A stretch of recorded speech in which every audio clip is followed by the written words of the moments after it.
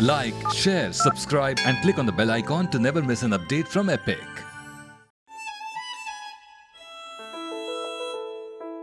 कहते हैं ना, change is the only constant. जैसे जैसे वक्त गुजरता है सब कुछ बदल जाता है। थोड़ा सा आगे निकल जाओ तो कुछ पीछे छूट जाता है।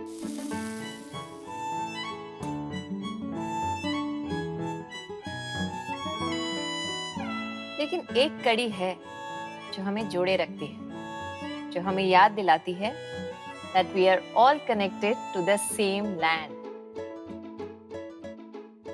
और वो है हमारे त्योहार और उनसे जुड़ा खाना।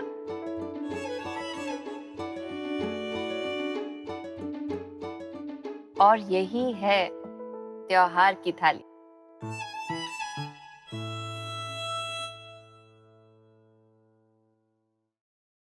मैं सर थारी साली छा मतवाली छा, मैं सर थारी साली छा, भंवर पटापट वाली और आज मैं सर थारी साली छा।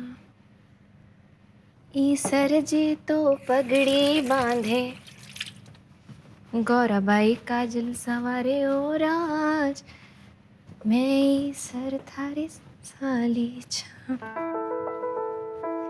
बचपन में हम सब ने कम से कम एक बार तो अपनी गुड़िया की शादी जरूर की है।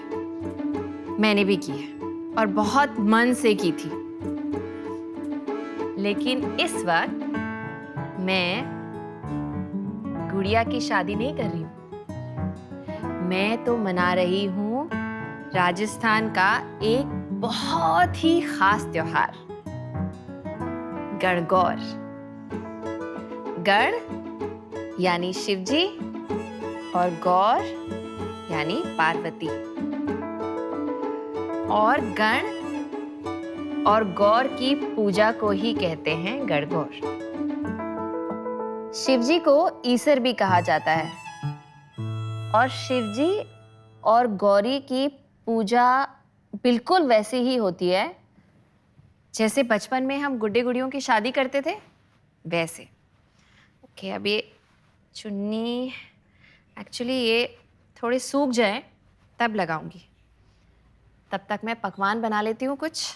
भाई गणगौर है तो कुछ खास तो बनना ही चाहिए। इसके लिए ये भी तो चाहिए।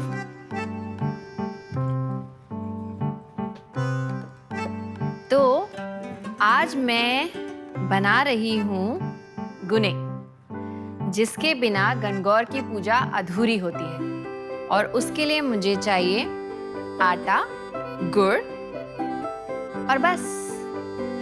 तो पहले मैं गुड़ ले लेती हूँ। गणगौर ना होली के दूसरे दिन से शुरू हो जाती है और 16 दिन तक ये पूजा चलती है। ऐसा माना जाता है कि पार्वती होली मनाने अपने मैके गई थी और फिर 16 दिन तक वहीं रहीं। जब शिवजी उन्हें लेने आए ना, तो उनकी और पार्वती जी की पूजा करके फिर उनकी विदाई की गई। ओके, ये इतना काफी होगा। पहले तो मैं इसे गर्म पानी में, जो गुना का आटा होता है ना, वो एक्चुअली गुड़ के पानी से ही गूंदा जाता है। तो जब तक ये होता है मैं आटा निकाल लेती हूँ। आटा ना 2 कटोरी या 2 कप के करीब ले लेती हूँ।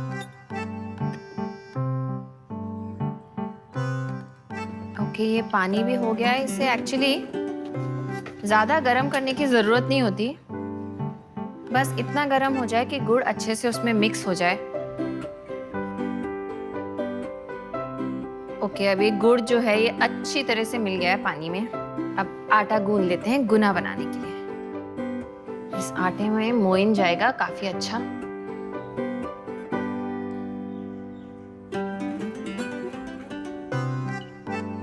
पहले अच्छे से मिक्स कर लेती हूँ, है ना। राजस्थान में ना हर त्योहार से जुड़ी कुछ खास कहानियां हैं और कुछ खास गीत भी, जो पूजा की शुरुआत में या पूजा के दौरान या अंत में गाए जाते हैं। और गणगौर के तो इतने गीत मुझे आज याद आ रहे हैं ना। एक तो खास गीत है जो कम से कम 8 बार गाया ही गाया जाता है, और कुंवारी लड़कियां तो उसे 16 बार गाती हैं, जिसमें बहुत सारी चीज़ें लेके गणगौर माता की पूजा की जाती है। तो इट गोज लाइक मारो भाई एम ल्यो, खेम ल्यो, लाड्यू ल्यो, पेड़ा ल्यो, सेव लो, सिंघाड़ा ल्यो, झर झरती जलेबी ल्यो, हरी हरी दूब लो, गणगौर माता पूज लो। आई एम सो हैप्पी कि ये सारी चीज़ें मैंने बचपन में की हैं, एक्सपीरियंस की हैं, and it's so lovely. And इसके लिए ना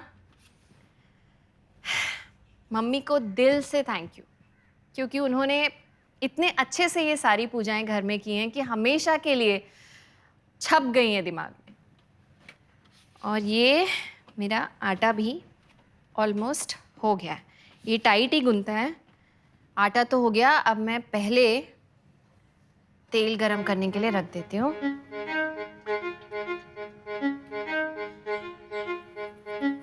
तो सिर्फ राइमिंग पोयम ही नहीं, गणगौर पे ना ऐसे और भी रीति रिवाज होते हैं जिनमें थोड़ा सा बचपना होता है।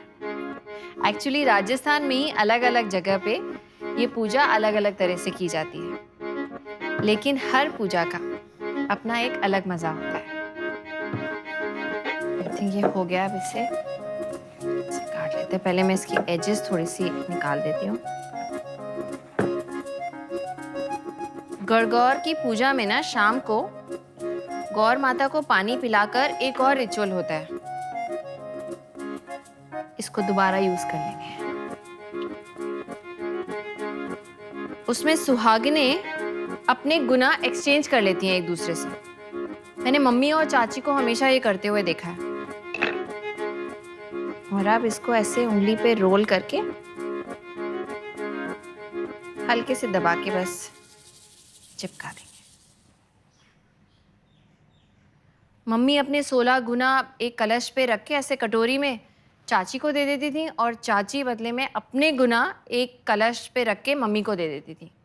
शायद कुछ ऐसा होता है कि जो गुना आपने बनाए हैं पूजा के लिए वो आप नहीं खा सकते, लेकिन मैं तो अपने बनाए हुए सारे गुना खा जाऊंगी, 16 के 16। ये काफी सारे हो गए हैं और तेल भी गरम हो गया है। अब इनको तल लिया जाए भाई।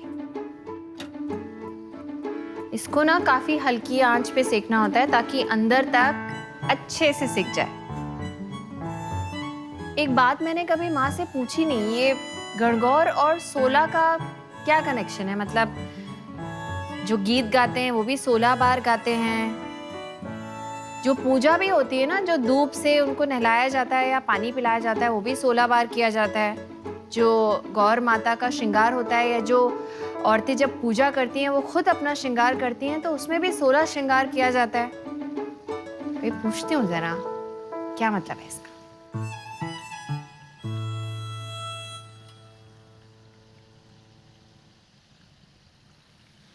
बचपन में ना हम इनको एक एक उंगली पे ऐसे लगा के, ऑफ कोर्स ठंडे होने के बाद ऐसे 5 उंगलियों पे लगा के ऐसे खा जाते थे। मेरा मन करे मैं अभी भी खा जाऊं, लेकिन एक काम करती हूँ, अब जब गणगौर मना ही रही हूँ तो पहले 16 अलग निकाल लेती हूँ। अब मेरा हिसाब तो यही है, कुछ भी ऑफर करने से पहले खा के देख लो कि कैसा बना है। भगवान को भी पसंद आना चाहिए ना। एक्चुअली थोड़ा सा और सजा देती हूँ।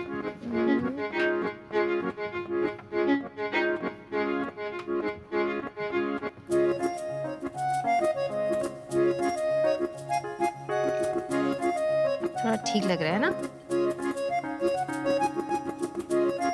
आई थिंक अब ये तस्वीर के लायक हो गया है। माँ के लिए तस्वीर ले लेती हूँ।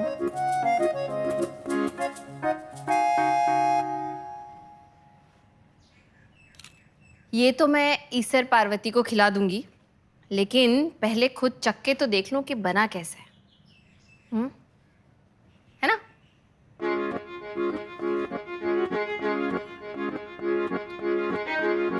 आई विश मैं इस तस्वीर के साथ साथ ना माँ को इसका स्वाद भी भेज पाती।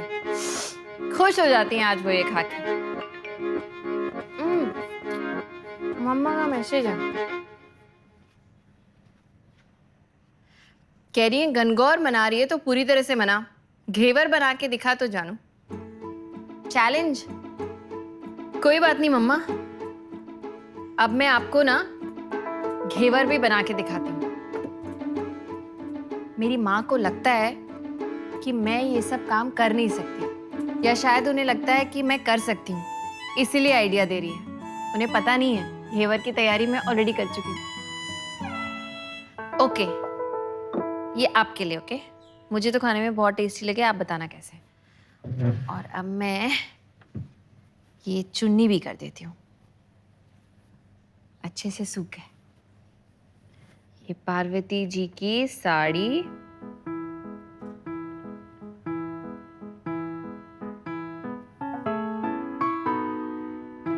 और ये शिव जी का दुशाला।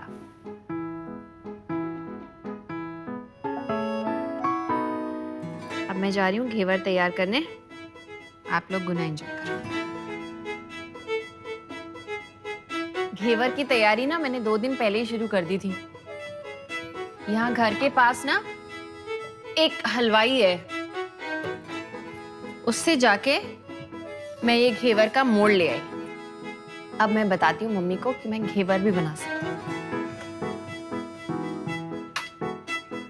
ओके, पहले तो मैं ये बर्तन निकाल लेती हूँ और मैदा।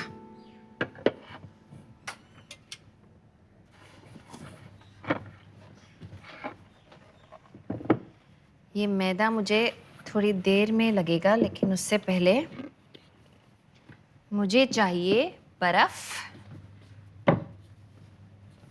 और घी। 4 चम्मच घी डाल लेती हूँ पहले इसमें।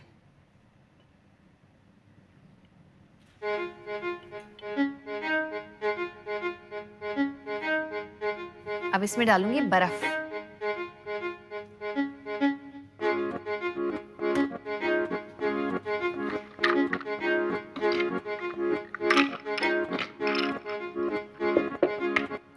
अब इसको अच्छे से तब तक मिक्स करना है जब तक ये गाढ़ा सफेद पेस्ट जैसा नहीं हो जाता।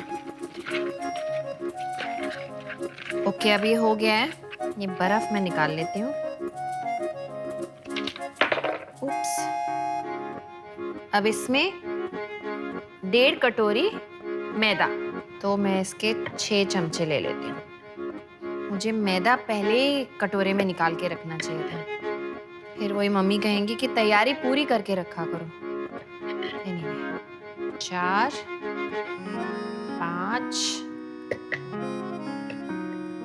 और 6, ठीक है। और इसमें दूध जाएगा। मेरी एक भाभी ना जोधपुर की रहने वाली हैं, तो उन्होंने मुझे धींगा गंवर के बारे में बताया। धींगा मतलब बदमाशी या एक तरह से शरारत करना, और गंवर मतलब शिव और गौरी। तो जोधपुर में ना ये प्रथा बहुत मशहूर है। गणगौर के समय क्या करते हैं कि शिव और पार्वती की मूर्तियों की झांकी निकाली जाती है। गणगौर वाले दिन ना सूरज ढलने के बाद जोधपुर के किले के नीचे 11 अलग अलग जगह पे ये मूर्तियां छुपाई जाती हैं। फिर लोग इन मूर्तियों पे चढ़ावा चढ़ाते हैं, पैसे, सोना, चांदी, जो जिसकी श्रद्धा हो, जिसकी कैपेसिटी हो उतना। और फिर औरतें इन मूर्तियों की और इस खजाने की जो इकट्ठा हुआ होता है उसकी रात भर निगरानी करती हैं, पहरेदारी करती हैं, और जो भी उनके रास्ते में आ जाए समझो उसकी खैर नहीं, मतलब उसकी पिटाई हो जाती है। अच्छा, अब ना इसमें मुझे पानी डालना है, इसको घोल जैसा बनाना है। तो ये ऐसा बनना चाहिए कि इसमें गांठें नहीं पड़नी चाहिए। अच्छा, ये जो औरतें होती है ना जो इस खजाने की निगरानी करती हैं, उन्हें कहते हैं तेजनिया। आजकल तो ये भी कहते हैं कि अगर कोई लड़का, कुंवारा लड़का, तेजनियों से पिट जाए ना तो उसकी जल्दी शादी हो जाती है। शायद इसीलिए कुछ शरारती लड़के जानबूझ के वहां तेजनियों से पिटने चले जाते हैं ताकि उनकी जल्दी शादी हो जाए। पानी ना इसमें काफी पड़ता है, मुझे लगता है अभी थोड़ा सा और पानी पड़ेगा और थोड़ा नींबू भी, लेकिन उससे पहले मैं तेल गरम करने के लिए रख देती हूँ। पहले ये मैं सांचा जो है ये कढ़ाई के बीचों बीच रख देती हूँ। ये गुना का जो तेल बचा हुआ था मैं वही यूज कर रही हूँ क्योंकि मैं दोबारा से वेस्ट नहीं करना चाहती। अब मैं पहले इसमें थोड़ा नींबू का रस डाल देती हूँ।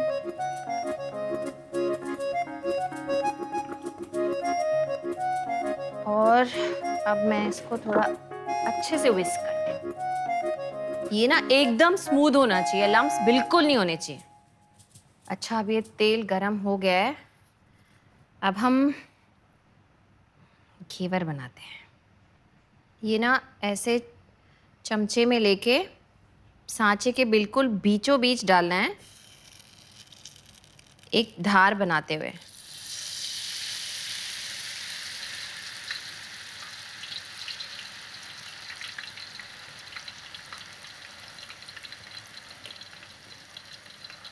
और ये थोड़ा सा जब तलना शुरू हो जाए तो ऐसे बीच में उसके गोला सा बनाना है। वो होता है ना घेवर के एकदम बीचों बीच, वो इसी स्टेज में करना पड़ता है। ये थोड़ा सा सिक जाएगा तो मैं और डालूंगी इसमें, क्योंकि इतना मोटा तो बनना चाहिए ना, तो ये 3-4 बार डाला जाएगा। Not bad. ये बना लिया ना अगर मैंने, तो बस फिर मैं कुछ और बना पाऊँ या ना बना पाऊँ, मैं खुश हो जाऊंगी, मुझे तसल्ली हो जाएगी। सीरियसली।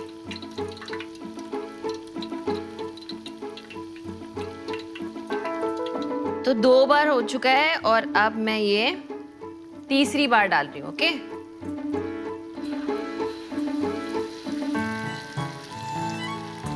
आई थिंक ये हो चुका है, इसका अच्छा सा कलर आ गया है। मैं इसको निकाल लेती हूँ। हाँ, हो गया एकदम। ये जो है ना, ये एकदम तेल में डूबा हुआ है, तो इससे काफी तेल निकलता है, इसलिए वो बड़ा बर्तन। अब मैं इसको लटका दूंगी।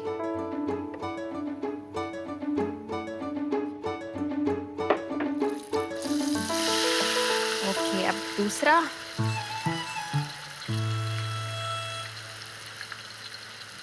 बढ़िया बन गया एकदम।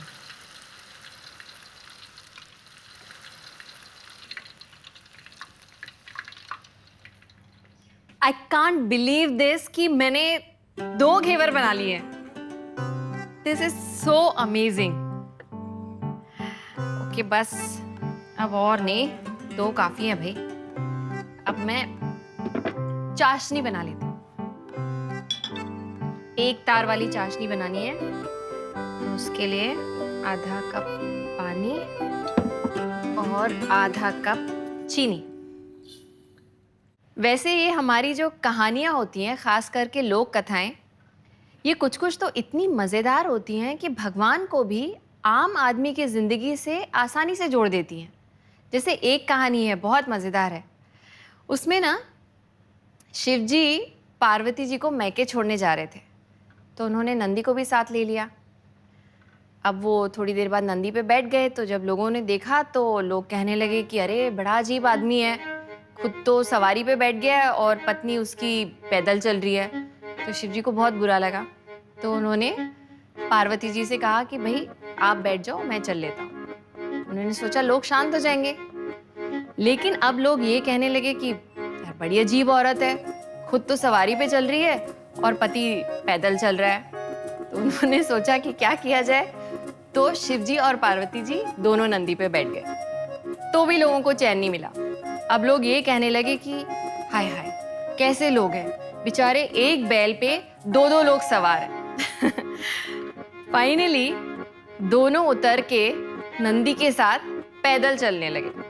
तो पता है लोगों ने क्या कहना शुरू कर दिया कि कैसे मूर्ख लोग हैं, बैल है उस पे सवारी कर सकते हैं लेकिन पैदल चल रहे हैं। तो बेसिकली किसी भी तरह लोगों को सेटिस्फाई करना भगवान के बस की भी बात नहीं है। तो हम तो भूल ही जाएं तो अच्छा है। ये चाशनी चेक कर लूं, ये एक तार वाली।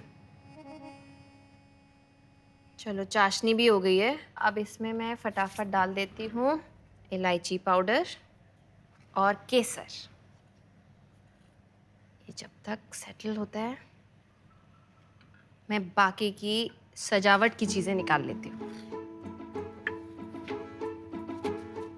रबड़ी, चांदी का वरक और पिस्ता और बादाम। सारा तेल निकल गया अब।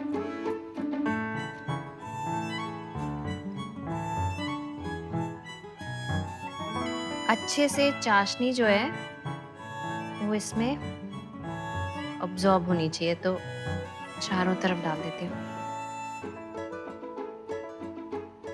अब इसमें जाएगी रबड़ी। घेवर जो है ना वैसे सावन का पकवान माना जाता है, खास करके तीज का। मौसम ऐसा होता है कि इसे बनाने में मदद मिलती है मॉइस्चर से।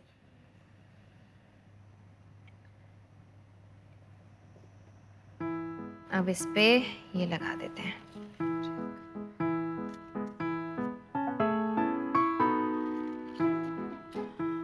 बादाम, पिस्ता। एक चीज इसमें और ऐड कर देती हूँ, रोज पेटल्स।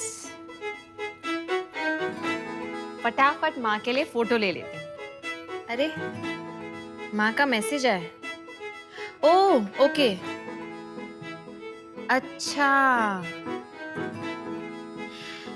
तो वो मैंने पूछा था ना माँ से कि 16 बार सब चीजें क्यों करते हैं, वो 16 गुना और 16 बिंदियां। तो माँ कह रही है कि एक्चुअली ये जो गणगौर की पूजा है ये 16 दिन तक चलती है, क्योंकि पार्वती जी 16 दिन तक अपने मैके में रही थी।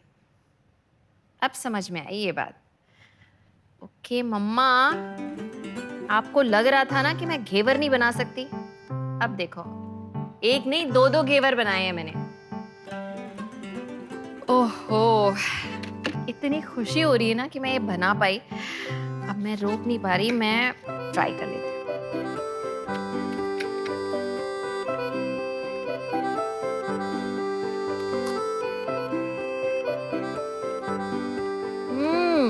It's very nice, very nice.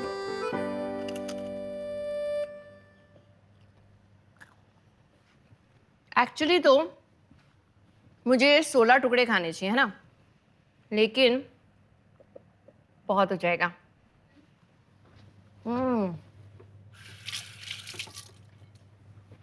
हाँ ला रही हूं।